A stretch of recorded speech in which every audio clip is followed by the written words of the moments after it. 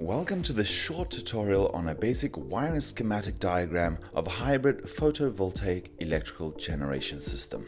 We begin with a string of PV panels, of which you will need to determine its maximum voltage and maximum current strength in order to size the components within your DC housing unit, such as your fuses, isolation switch, as well as your surge protection device.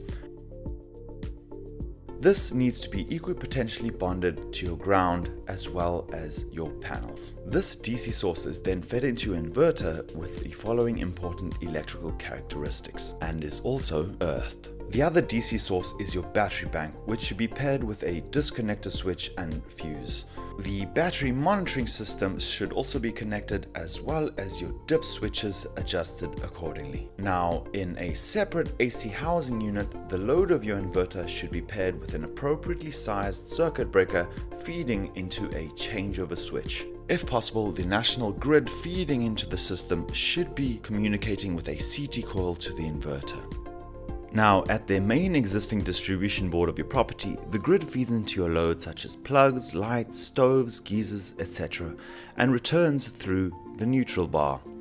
These circuits should also be earthed and your DB be protected with a surge protection device for lightning.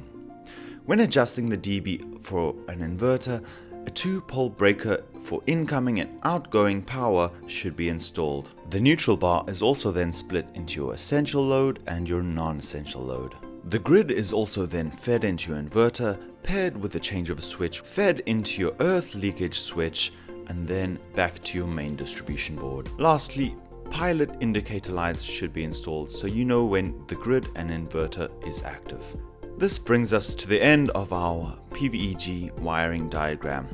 Please note that installations of solar generators should be conducted under the supervision of qualified personnel. Electricity can be dangerous, and if connections are done incorrectly, this can result to serious injury. So make sure that you've got someone there who knows what they're doing, guiding you through the process. Thank you for watching this video, and I'll see you shortly in the next one.